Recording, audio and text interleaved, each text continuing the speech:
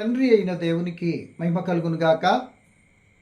ప్రభును ప్రియరక్షకుడైన యేసుక్రీస్తు నామంలో సహోదరి సహోదరులందరికీ హృదయపూర్వకమైన వందనాలండి. చిన్న ప్రార్థన చేసుకుని మనం కార్యక్రమం ప్రారంభించుకుందామండి. పరిశుద్ధుడును నిత్య నివాసి అయిన ప్రియా పరలోకపు తండ్రి, మహోన్నతుడా, దయగలిగిన తండ్రి, గత కాలమంతా నీ పిల్లలైన మమ్మల్ని అందరినీ మీ కృపచేత కాపాడి నేటికి మీరు ఇచ్చిన క్షమను బట్టి కృతజ్ఞతలు తండ్రి. ఈ సమయంలో మీ కుమారుడైన క్రీస్తు ప్రభుల వారు సమాధిలో 3 రాత్రింబవళ్ళు ఉండినా, 3 దినములైన తర్వాత లేచినా, 3వ దినమున లేపబడినా అనే అంశాన్ని బట్టి కొద్ది నిమిషాలు నేను ఆలోచించడానికి సిద్ధపడుతున్న తండ్రి, మీ ఆత్మ సహాయం చేయండి. వినబోతున్న ప్రియులైన వారందరూ ఆధ్యాత్మిక బలపడినట్లు వించున్న మమ్మల్ని అందరినీ దీవించుమని, మీ సన్నిధి మీ ఆత్మ తోడ్పాటు మాతో ఉంచి నడిపించుమని యేసు అధికారం కలిగిన నామమున ప్రార్థన అడిగి వేడుకుంటున్నాను మా తండ్రి, ఆమేన్. మంచిదండి ప్రియా దేవుని పిల్లలరా, ఈరోజు మనము క్రీస్తు ప్రభుల వారు 3 రాత్రింబవళ్ళు సమాధిలో ఉండినా ఒకటి, లేక 3 దినములు అయిన తరువాత లేపబడిన లేచినా, లేక 3వ దినమున లేపబడినా అనే ఈ 3 మాటలను బట్టి కొద్ది నిమిషాలు ఆలోచించడానికి మనం ప్రయత్నించేదామండి. ఎందుకంటే ఈ క్రీస్తు ప్రభుల వారు సమాధిలో ఉన్నటువంటి పరిస్థితిని అది కాంప్లికేట్ మ్యాటర్గా, సమస్యగా ఉన్నట్లుగా అది ఎవరు ఎక్కువగా చెప్పుకోరండి. ఎట్టకేలకు ఇక కొందరేమో మరి గురువారం చనిపోతే ఆదివారానికి 3వ రోజు అవుతుందని, శుక్రవారం చనిపోతే సోమవారానికి కదా 3 రోజుల తర్వాత అని మరికొందరు, లేదు శుక్రవారం చనిపోతే 2.5 రోజులే సమాధిలో యేసుప్రభులు ఉంచబడ్డారు అని, లేకపోతే ఆ తర్వాత లేపబడ్డారని, ఇలా రకరకాలుగా మాట్లాడుకుంటూ మనం వింటూ ఉంటున్నామండి. సో అవన్నీ ఒక ఎత్తు అయితే, అసలు లేఖనంలో ఏం రాయబడి ఉంది, సువార్తికులు ఏం చెప్పారు, సో ఆ చెప్పిన మాటను బట్టి మనం ఎలా దాన్ని అన్వయించుకొని అర్థం చేసుకునాలి అని చదివితే అర్థం అవుద్దని ప్రభుని బట్టి నేను జ్ఞాపకం చేస్తూ ముందుకెళ్ళటానికి ఇష్టపడుతున్నానండి. సో ఇప్పుడు మనం మాట్లాడుకునేది యేసు ప్రభువారు 3 రాత్రింబవళ్ళు సమాధిలో ఉన్నాడా? మరలా చెప్తున్నాండి, 3 దినములైన తర్వాత 3 దినముల తర్వాత పోని తిరిగి లేపబడ్డా? రెండో మాటగా 3వ దినమునే లేపబడ్డా? మూడిటికి వాక్యాలు మనకి బైబిల్లో కనబడుతున్నాయండి. ఈ మూడింటిని మరి ఏ విధంగా సమన్వయపరుచుకోవాలి? సో ఈ మూడిటి విధానానికి మరి పాత నిబంధన కానీ కొత్త నిబంధనలు కానీ ఏమైనా వాక్య భాగాలు వాటిని కోడ్ చేస్తూ సపోర్ట్ చేస్తూ ఈ విధంగా అర్థం చేసుకోవచ్చు అని ఏమైనా ఉన్నాయా అని లేఖనాన్ని చదువుతూ కొద్దిగా పరిశీలనాత్మకంగా చదవటానికి మనం ముందుకెళ్దామండి. బాగా గమనించాలి. మొదటిగా యేసు ప్రభులు 3వ దినమున లేపబడెను అనే మాటలను మనం చదువుదాం. తదుపరి 3 దినములు లేకపోతే 3 దినములైన తర్వాత చివరిగా 3 రాత్రింబవళ్ళు అని మూడింటిని చక్కగా చదువుతూ వివరించుకుంటూ మనం వెళ్ళటానికి ప్రయత్నించేద్దామండి. ఏమండి చూడండి, మత్తయి రాసిన సువార్త 20వ అధ్యాయము 19వ వచనాన్ని డైరెక్ట్గా నేను చదువుతున్నానండి. మత్తయి సువార్త 20:19 అండి. ఆయనను అపహసించుటకును, కొరడాలతో కొట్టుటకును, సిలువ వేయుటకును అన్యజనులకు ఆయనను అప్పగింతురు. 3వ దినమున ఆయన మరలా లేచును అనని యేసు ప్రభుల వారు శిష్యులు అడగక క్రితమే తన మరణాన్ని గురించి ఈ విధంగా చెప్తున్నారు. మనం విషయం వెళ్తున్నాం, అక్కడ మన మనుషుడు పట్టబడతాడు, ఆయన చంపుతారు, సమాధి చేయబడతారు, 3వ దినాన ఆయన లేపబడతాడు, అంటే ఆయన మరలా లేచును అన్నారు. ఇది తన గురించి తానే శిష్యుడు చెప్తున్నాడు.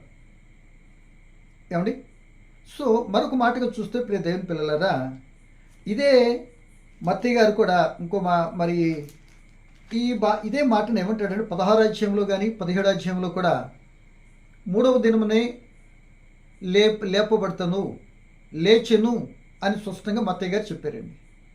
మత్తయ్య గారిది మూడవ దినం లేపబడతారు, మూడవ దినమున, గుర్తుపెట్టుకుందాం. ఇక లోక సువార్తలో కూడా లోక గారు కూడా ఏమిటంటే ఈ లోక గారు కూడా మూడవ దినమునే అనే మాటనే మెన్షన్ చేశాడండి. చూడండి, లోక సువార్త 9వ అధ్యాయం 22 అండి. మనుష్య కుమారుడు బహు శ్రమలు పొంది పెద్దల చేతను ప్రధాన యాజకుల చేతను శాస్త్రుల చేతను విసర్జింపబడి చంపబడి మూడవ దినమున లేచుట అగత్యమని చెప్పాను. అంటే లోకా గారు కూడా మూడవ దినాన్ని యేసుప్రభు సమాధి నుండి లేస్తాడు లేక లేపబడతారు అనే సంగతి ఇరువురు స్పష్టంగా చెప్పారండి. ఏమండి? సో ఈ మాట చెప్పింది నెరవేర్చబడిందా అంటే దీనిలో కూడా మనం చూసినట్టు 18వ అధ్యాయంలో కూడా ఇదే మాటని మనకు కనపడదండి. సో ఇక్కడ మనం చూసినట్టు ప్రియ దేవుని పిల్లలారా, ఈ మాట నెరవేర్చబడిందా అనేది కొద్దిగా మనం ఆలోచన చేయాలి. యేసు ప్రభువు చెప్పారు కనుక మూడవ దినం తిరిగి లేపబడతాడు అని చెప్పబడింది కనుక ఈ మూడవ దినాన్ని అనేది మనం కొద్దిగా 1, 2, 3 ఇంకా రిఫరెన్స్లు చూస్తూ ముందుకెళ్ళినట్లయితే మనకు కొద్దిగా అవగాహన కలిగి ఉండడానికి అవకాశం ఉంటుందండి. ఏమండి? చూడండి, మూడవ దినానంటే ప్రియ దేవుని పిల్లలారా, మనకి కనబడుతున్నటువంటి లేఖనంలో మీరు చూసినట్లయితే చూడండి, కొరింథీ పత్రిక 15వ అధ్యాయము మనందరికీ తెలిసిన మాటేనండి. ఇది 3వ వచనం మనం చదువుకుందామండి. 3వ వచనం చదువుకుందామండి. నాకు ఇయ్యబడిన ఉపదేశమును మొదట మీకు అప్పగించి తిని, అదేమనగా లేఖనముల ప్రకారం క్రీస్తు మన పాపముల నిమిత్తం మృతి పొందెను, సమాధి చేయబడిను, లేఖనముల ప్రకారము మూడవ దినమున లేపబడిను. బాగా గమనించాలి. మత్తయ్య గారు, లూకా గారు, పేతురు గారు కూడా మూడవ దినాన్నే లేపబడిను అని స్టేట్మెంట్ ఇస్తున్నారు. సో ఈ 3 దినాలు మరి లేపబడును అన్న మాటను బట్టి కానీ కొద్దిగా మనం ఆలోచించేస్తే, ఏమండి, ఇది ఆలోచించేస్తే ఈ యొక్క మాట, ఈ 3 దినాలు లేపబడిన మాట నెరవేర్చబడిందా అని అంటే తప్పగా నెరవేర్చినట్లుగా లేఖనంలో మనం చూస్తామండి. ఇదే లూకా సువార్త 24వ అధ్యాయము 6వ వచనం చూసినట్లయితే ఈ విధంగా వ్రాయబడి ఉన్నదండి. 6వ వచనం ఇది తిరిగి లేచిన తర్వాత మాటలండి. పోతే ఇక అది కొరింథీ పత్రికలో మీరు చూసినట్లయితే ఇక ఆయన తిరిగి లేచి పరలోకంలోకి వెళ్ళిపోయిన తర్వాత చెప్పిన మాట అండి అది. ఏమండి? ఇక ముందు సువార్తలో చదువుకున్నది ఆయన బ్రతుకున్నప్పుడు యేసుప్రభు చెప్పిన మాట అండి. ఇది ఇక తిరిగి లేచిన తర్వాత మరి దూతలు చెప్తున్న మాట ఇది. అంటే ఏంటంటే యేసు ప్రభువుల వారు చెప్పిన మాటను ఆయన మూడవ దినాన్ని తిరిగి లేచాడు, ఆయన గలిలయకి వెళ్తున్నాడు అని ఆ స్త్రీలు వచ్చినటువంటి వారితో పలుకుతున్న సందర్భం అండి ఇది. 6వ వచనం, ఆయన ఇక్కడ లేడు, ఆయన లేచి ఉన్నాడు, ఆయన గలిలయలో ఉండినప్పుడు మనుష్య కుమారుడు పాపిష్టులను మనుషుల చేతికి అప్పగింపబడి సిలువ వేయబడి మూడవ దినమందు లేపవలసి ఉన్నదని ఆయన మీతో చెప్పిన మాట జ్ఞాపకం చేసుకున్న వారితో అన్నాడు అని. అంటే ఈ యొక్క దూత లేక మనుషులు ఇక్కడ ఉండేటువంటి వారు, ఇక్కడేమో మనుషులు అన్నాడు, యోహాను సువార్తలో దూతలు అంటాడండి. ఏమండి? సరే, ఇప్పుడు మనం ఇక్కడ అంటే మూడవ దినమున ఆయన ఆ మూడవ దినాన్ని తిరిగి లేచాడు, సమాధి నుండి తిరిగి లేచాడు అని అక్కడ దూతలు కూడా సాక్ష్యం ఇస్తున్నాయి మూడవ దినాన్ని. సో మూడవ దినము అంటే లేపబడినట్లుగా మనకు కనబడుతుంది. అంటే క్రీస్తు ప్రభులు వారు శుక్రవారం చనిపోయారు, శనివారం సమాధిలో ఉన్నారు, ఉదయకాల సమయాన్న వేకువజామునే మరి తండ్రి దేవుని చేత లేపబడినట్లుగా లేఖనాలు మనకైతే స్పష్టంగా మనకు కనబడుతున్నాయండి. సో ఇక్కడ ఇంకో మాట ఏంటంటే మూడవ దినము అన్నది విన్నాము, మూడవ దినం లేపబడినట్లుగా మనం చదువుకున్నాము 4-3 రిఫరెన్స్లు. ఇప్పుడు ఇక్కడ 13వ అధ్యాయం నుండి 13లో చూస్తే ఇదే లోకసూత 13 అయితే లోకా గారే మరొక మాట చెప్తున్నాడు. తిరిగి లేచిన తర్వాత యేసు ప్రభులు వారు ఎంఐ గ్రామానికి వెళ్తున్న ఇద్దరు ఆలోచించుకుంటూ వెళ్తున్నారు. ఏమని అని అంటే, ఆయన 3 దినములైన తర్వాత ఇప్పటికి 3 దినములైంది ఆయన లేచి. ఏమండి ఏమైందంట? 3 దినములైంది ఆయన లేచి అంటున్నారు. ఆ మాట చదువుతాం చూడండి, 21 వచ్చిన అనుకుంటా. ప్రియమైన దేవుని పిల్లలరా, చదువుతాం చూడండి. ఇశ్రాయేలు విమోచింపబోవు వాడు ఈయనే అని మేము నిరీక్షించి ఉంటిమి. ఇదిగాక ఈ సంగతులు జరిగి నేటికి 3 దినములు ఆయను. 3 దినాలు అయిపోయినాయట. ఇది ఎప్పుడు? యేసు ప్రభు లేచిన తర్వాత ఆ రోజునే జరిగిన సంఘటన ఇది. అంటే ఆదివారం రోజున జరిగిన సంఘటన. తిరిగి లేచిన తర్వాత ఎంఐ గ్రామానికి వెళ్తున్నారు. ఆయన గురించి మాట్లాడుకుంటూ వెళ్తుంటే ఆ యేసుప్రభు వారితో కలిసి వెళ్ళి సందర్భంలో ఇదిగో ఆయన మరణించి తిరిగి లేచేటట్టు అని వివరాలన్నీ చెప్పుకుంటుంటే ఎవరి గురించి మాట్లాడుతున్నారని యేసు ప్రభువే ఆ వారితో మాట్లాడితే వాళ్ళు అంటున్నమాట, ఆయన ఇప్పటికీ ఏమంటున్నారండి వాళ్ళు ఇక్కడ చదువుతుండే, ఈ సంగతులు జరిగి ఇప్పుడు 3 దినాలు అయిందట. 3 దినములు ఆయను అంటున్నారు. 3 దినాలు గడిచిపోయినాయి అంటే 3 దినాలు ఆయను అయిపోయినట్టుగా మాట్లాడుతున్నారు. ఆయన లేచింది 3వ రోజు. ఇది ఒకటి మాట గుర్తుపెట్టుకోండి. తర్వాత ఇదే మత్తయి సువార్తలో కానీ ఒకసారి మనం వెనక్కి వెళ్ళినట్లయితే 27వ అధ్యాయంలో ఇప్పుడు ఎందుకే మాట చెప్తున్నానంటే 3వ దినము 3 రోజులు సమానం, ఒకటే భావన అని చెప్పటానికి నేను ఈ మాటలు చదివిస్తున్నానండి. మూడవ రోజున 3 దినములు 3 దినాల తర్వాత, లేకపోతే మరొక రకం చెప్తే 3 రాత్రింబవళ్ళు కూడా ఒకటే భావన. ఆ భావన కోసం తీసుకురావటానికి ఈ మాటలు ఇప్పుడు చదవబోయే మాటలని గమనించాలి. చూడండి, మత్తయి రాసిన సువార్త 27వ అధ్యాయము. ప్రియమైన దేవుని పిల్లలారా, ఇక్కడ 3 దినాలు 3వ దినము అని మెన్షన్ చేయబడింది.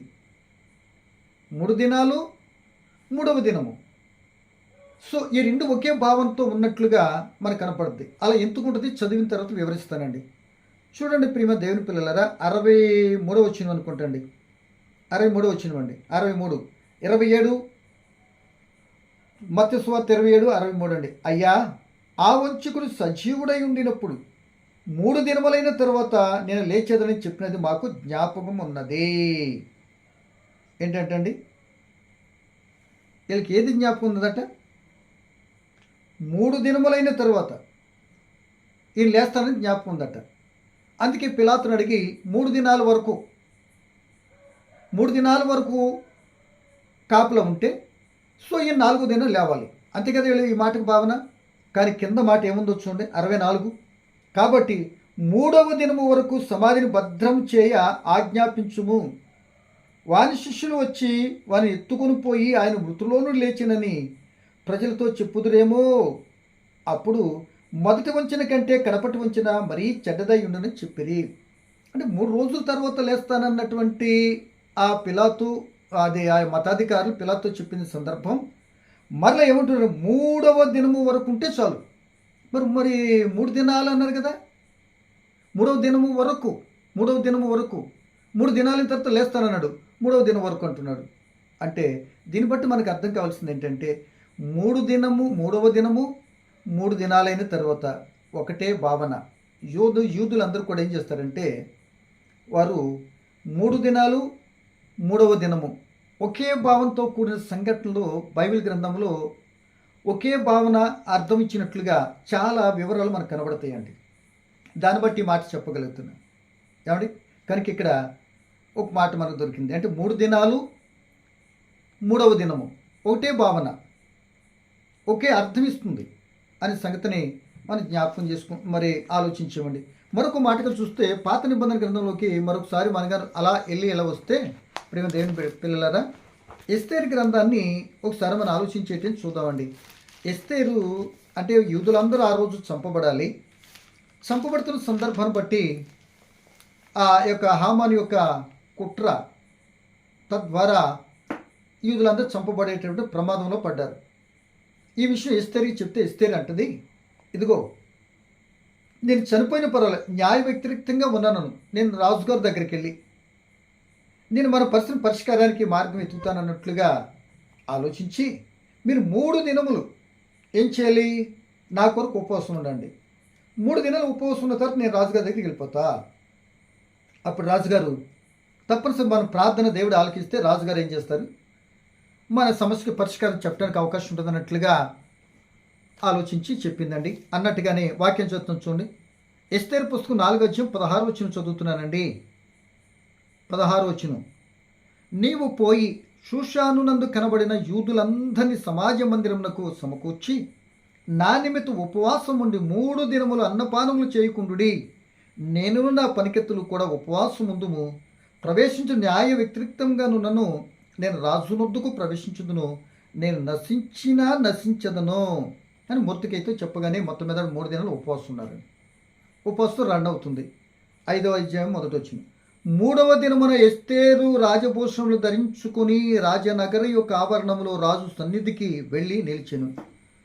ఎన్ని దినాలు ఉండాలని చెప్పింది? 3 దినాలు. 1, 2, 3 అంటే 3 దినాలు ఉన్న తర్వాత ఎప్పుడు వెళ్ళాలి? ఏమండి? 4వ దినాన్ని పోవాలి. అంతే కదా. 3 దినాలు గడిచిన తర్వాత 3 దినాలు ఉన్న తర్వాత నేను వెళ్తానన్నారు కదా. దీన్ని ఇలా అర్థం చేసుకుంటే ఆమె ఏమంటుందంటే 3వ దినమున రాజు సన్నిధికి వెళ్ళిపోయింది. అంటే 3 దినములు అనగా 3వ దినముగా మనం అర్థం చేసుకున్నాం. ఈ మాటను బట్టి కూడా మనం గ్రహిస్తున్నామండి. ఏమండి? ఇది 2వ మాటగా చెప్పుకున్నాం.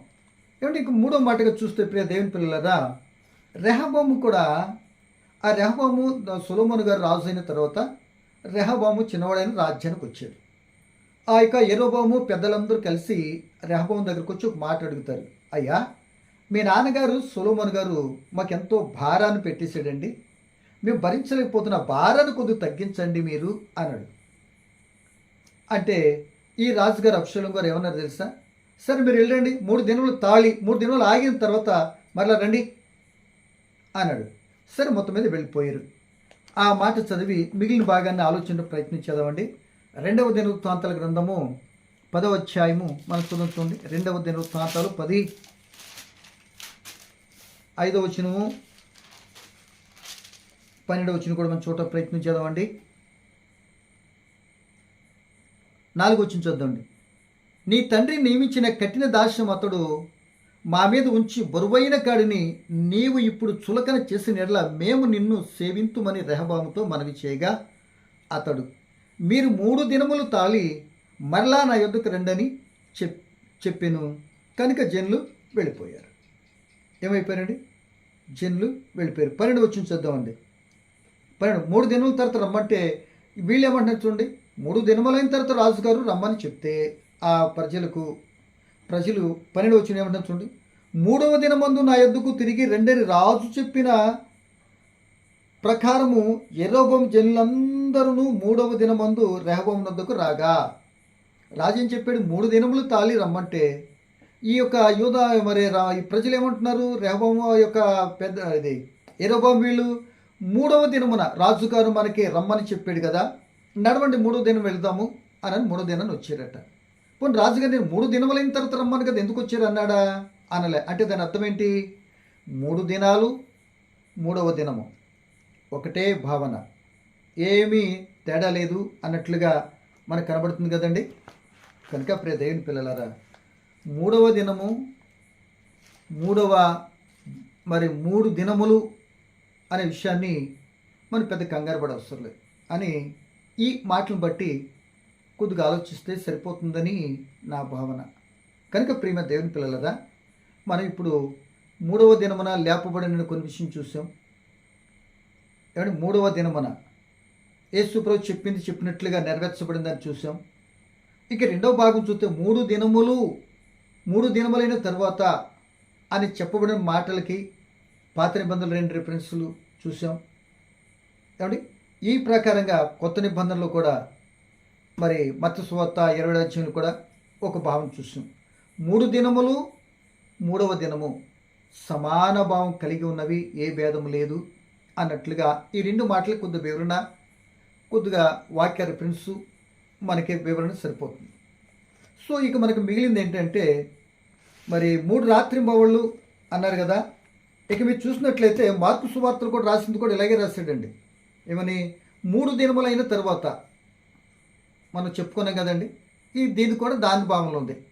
3 దినములైన తర్వాత అని మార్కు గారు కూడా ఈ విధంగానే రాశాడు. అది మరి మార్కు సువార్త 10వ అధ్యాయంలో మనం చూస్తామండి. 10, 9, 8, 9, 10 అధ్యాయాల్లో ఈ మాటలు మనం 3 దినములైన తర్వాత మార్కు గారు రాశారండి. సో యూదులు ఆ 3 దినములు 3వ దినమైన ఒకే భావనతో వాళ్ళు చూస్తున్నట్లుగా మనకు కనబడుతుంది. ఇక కొద్ది నిమిషాలు ఇంక నేను ముగించడానికి ఇష్టపడుతున్నానండి. మరి మత్తయి రాసిన సువార్త 12వ అధ్యాయం 40వ వచనంలో మరి ఇక్కడ మనం చూసుకుంటున్న మాట ఏంటంటే 3 రాత్రింబవళ్ళని ఉంది కదా. మరి యేసుప్రభుల వారు ఈ మాట యేసుప్రభుల వారే చెప్పారు, ఆ మాట కూడా యేసుప్రభుల వారే చెప్పారు. ఏమండి, తర్వాత అమ్మాయి గ్రామానికి వెళ్ళేటప్పుడు ఆ ప్రజలు కూడా 3వ దినము అంటే అప్పటికి 3 దినములు ఆయను కదా, అంటే 3వ దినం జరుగుతూ ఉంది. 3 దినాలు అయిపోలే అంటే 3వ దినమును 3 దినములను 3వ దినము సమానం అనమాట అని మనం ఈ వచనాలు బట్టి తప్పనిసరిగా భావించాలి. ఇప్పుడు మనం చూస్తున్న మాట ఏంటంటే మత్తయి రాసిన సువార్త 12వ అధ్యాయం 40వ వచనంలో చెప్పిన 3 రాత్రింబవళ్ళు ఏంటంట. 12వ అధ్యాయం 40వ వచనం చదువుతున్నాను, మరొకసారి చదువుతున్నాండి. యోనా 3 రాత్రింబవళ్ళు తిమింగలం కడుపులో ఎలాగుండెనో అలాగు మనుష్య కుమారుడు 3 రాత్రింబవళ్ళు భూగర్భంలో ఉండును. అంటే యోనా గారి నుంచి చెప్పుకుంటూ వస్తూ పలికిన మాట అండి ఇది. ఏమండి, మీరు గమనించాలి. 3 రాత్రింబవళ్ళు, 3 రాత్రులు 3 పగళ్ళు అంటే మన లెక్కేసుకుంటే ఏ లెక్కేసుకున్నా 72 గంటలు, 3 రోజులు. అంటే 3 రోజులు ఉన్న తర్వాత ఇప్పుడు అది లేచాడు అనుకోండి, ఏమవుతుంది? 4వ రోజు అవుతుంది. మరి కరెక్ట్ కాదుగా. ఏమండి, ఇప్పుడు కరెక్ట్ 3 రోజులు లేడు కదా అన్నట్టుగా ఈ భావన మనకు చూపిస్తుందండి. అంటే యేసుప్రభు శుక్రవారం అయితే మరి ఆదివారం ఉదయకాల సమయంగా లేచింది 2.5 రోజులుగా ఉన్నట్టు కనబడుతుంది. అంటే దాని అర్థం ఏంటంటే దీని వివరం చెప్పి 3 రోజుల్లోకి వెళ్తానండి. యూదులకు రోజు ఏమండి 6 గంటలతో ముందు రోజు మరి ముగించబడుతుంది, కొత్త రోజులో ప్రవేశించేస్తారు. అంటే క్రీస్తు ప్రభు చనిపోయింది శుక్రవారం కనుక ఆ శుక్రవారపు రోజునే చనిపోయాడు. కానీ 6 గంటలకి ముందే సమాధి చేయబడ్డారు కనుక ఆయన శుక్రవారం చనిపోయాడు పక్కాగా మనకు కనపడుతుంది. 6 గంటల నుండి మరలా 6 గంటల వరకు శనివారపు రోజు అండి. అంటే సాయంకాలం 6 గంటలకి శనివారం. శుక్రవారం 6 గంటలకంటే అవతల రోజు ఉంది కదా శుక్రవారం రోజు. ఈ శుక్రవారం 6 గంటలకి అవతల రోజు అయిపోయింది, శుక్రవారం అయిపోయింది. ఇప్పుడు ఇక్కడ శుక్రవారం 6 గంటల నుండి శనివారం 6 గంటల వరకు శనివారం 2వ రోజు. ఈ శనివారం 6 గంటల నుండి మళ్ళీ ఆదివారం 6 గంటల వరకు ఉంటే ఏమవుతుంది? అది 3వ రోజు. ఆ 3వ రోజు అయిన తర్వాత కూడా ఆయన లేచాడు అనుకోండి, 4వ రోజున లేచాడంటకి అక్కడ ఆధారం కనపడుతుంది. అలా కాకుండా ఆయన శుక్రవారపు 6 గంటల శనివారం 6 గంటలకి శనివారం రోజు అయిపోయింది, శుక్రవారం 6 గంటలకి శుక్రవారం రోజు ముగించబడి 2 రోజులు. ఈ శుక్రవారం 6 గంటల నైట్ అంతా సమాధిలో ఉన్నా సరే ఉదయకాల సమయం తిరిగి లేచాడంటే 2.5 గంటలుగా ఏమండి అని మనకి బాగా అర్థమవుతుందండి. కనుక ప్రేమ దేవుని పిల్లలరా, 2 రాత్రులుగా పుల్లుగాను ఒక పగలన్నట్టుగా 3 దినాలు. మనకైతే అది 6 గంటలతో ప్రారంభం, మనకైతే 12 గంటలతో ప్రారంభమవుతుంది. మన రోజు 12 నైట్తో ప్రారంభమవుతుంది మనకి కొత్త రోజు. ఇశ్రాయేల్కి యూదులకి పగటి కాలంతో 6 గంటలతో ప్రారంభమవుతుంది నూతన రోజు. అవతల రోజు ముగించబడుతుంది. మనకి 12 దాటితే నూతన రోజు. కనుక ఈ వ్యత్యాసాన్ని కొద్దిగా గమనించుకోవాలి. దాన్ని బట్టి ఇక్కడ 72 గంటలు మరి అక్కడ ఉన్నాడా అని అంటే ఆలోచించదగ్గ విషయం. ఇది కొద్దిగా గట్టిగానే మనం కొద్దిగా ఆలోచించాలండి. చూడండి, ఈ మాట ఇట్లా చెప్పాడు కనుక అసలు యేసు ప్రభువుల వారు అక్కడ యోనాను గురించి ఏం రాయబడింది అనేది కూడా చూడాలి. యోనాను గురించి చెప్పేటప్పుడు ఎలా తీసుకొచ్చాడంటే, ఇప్పుడు యేసు ప్రభువు చెప్పిన మాటనే ఇది కాంప్లికేటెడ్ మ్యాటర్గా ఉందండి. ఇప్పుడు యోనా ఎలాగైతే మరి తిమింగలం కడుపులో ఉన్నాడో అన్నాడు, ఆయన చనిపోయాడో బ్రతికాడా ఇక్కడ యేసు ప్రభు చెప్పలే. అక్కడ యోనా పుస్తకంలో చూస్తే ఆయన చనిపోయాడో లేదని మనకు వివరణ మనకు వస్తుంది. కానీ ఇక్కడ అనేక మంది చెప్పేటప్పుడు యోనాకి ఎలాగైతే చేప గర్భంలో ఆ, యోనా చనిపోయినట్లుగా డిక్లేర్ చేస్తారండి. యోనా గారు చనిపోలేదండి చేప కడుపులో. ఎలాగంటే మొదటి అధ్యాయంలో లేకపోతే సముద్రంలో పడవేసిన, రెండో అధ్యాయంలో చేప గర్భం కడుపులో నుండి చక్కగా ప్రార్థన చేశాడు అయ్యగారు. ఏమండి కనుక ఆ ప్రకారము ఆ రెండో అధ్యాయం చివరి భాగానికి వెళ్ళేటప్పటికి ఆ చేప తీసుకుని వెళ్ళి ఆయన ఎక్కడ పడేసింది? నినివే పట్నం పొడ్డున కక్కేసింది.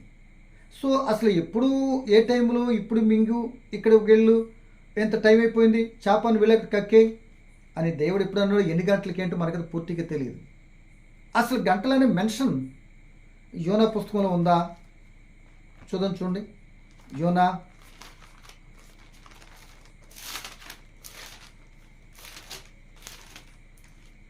మొదటి అధ్యాయము 17 వచనం చదువుతున్నానండి. గొప్ప మత్స్యము ఒకటి యోనాను మింగవలనని యెహోవా నియమించి ఉండగా యోనా 3 దినములు ఆ మత్స్యము యొక్క కడుపులో నుండెను. చచ్చిపోలే. ఇంకా మీరు చూసుకున్నట్లయితే అక్కడ ఇక్కడ నుండి మొరపెడుతున్నాడండి రెండో అధ్యాయంలో. కనుక ప్రియ దేవుని పిల్లలారా, ఆ యోనా గురించి చెప్తుంది 3 దినములు. ముందు చెప్పుకుని 3 దినములు, 3వ దినము ఈక్వల్ అర్థం అనేది గమనించారు. ఈ సమయంలో ప్రియ దేవుని పిల్లలారా, యోనాను గురించి 3 రాత్రి బవళ్ళు అన్నా, 3 దినాలు అన్నా, 3వ దినము అన్నా ఒకటే భావన, ఒకటే అర్థం అని మనం మొట్టమొదట గమనించాలి అని ప్రభుని బట్టి మీకు జ్ఞాపకం చేస్తున్నాను. కనుక ప్రియ దేవుని పిల్లలారా, ఈ మాటను బట్టి చాలా పర్యాలు 3 రాత్రి బవళ్ళు అనేది కూడా అన్నపానములు పుచ్చుకోవటంలో దావీదు గారి దగ్గరికి అమాలేకీలతో యుద్ధం జరుగుతున్నప్పుడు ఒక ఐగుప్తీయుడు వచ్చినప్పుడు 3 దినాలు బట్టి అన్నపానములు పుచ్చుకొనలేదు అంటారు. ఆయన ఏం చెప్తాడు తెలుసా? ఇప్పటికి 3వ దినము వరకు ఇది 3వ రోజు నేను అన్నం తిని అంటాడండి. సో ఆ మాట చదివితే ఈ మాటకి కొద్ది చక్కటి వివరణ కూడా దొరుకుద్దని అనుకుంటున్నానండి. మొదటి సమూయేలు పుస్తకము 30వ అధ్యాయము, మొదటి సమూయేలు పుస్తకం 30వ అధ్యాయము చూడండి 10-11 వచనాలు ఒకసారి మనం ఆలోచించేద్దాం. మొదటి సమూయేలు ఈ మాట చదివి ప్రార్థన చేసుకుందామండి. 30వ అధ్యాయము 10వ వచనం అండి. ఏమనుంది? 11వ వచనం చదువుకుందాం. పొలంలో ఒక ఐగుప్తీయుడు కనబడెను. మొదటి సమూయేలు పుస్తకము 30:11 అండి. పొలంలో ఒక ఐగుప్తుడు కనబడెను. వారు దావీదునొద్దకు వానికి తోడుకొని వచ్చి వాడు 3 రాత్రింబవళ్ళు అన్నపానములు ఏమీ పుచ్చుకొనలేదని తెలుసుకొని వానికి భోజనం పెట్టి దాహమిచ్చి అంజరపు అడలోని ముక్కలను 2 ద్రాక్ష గెలను వారికి ఇచ్చిరి.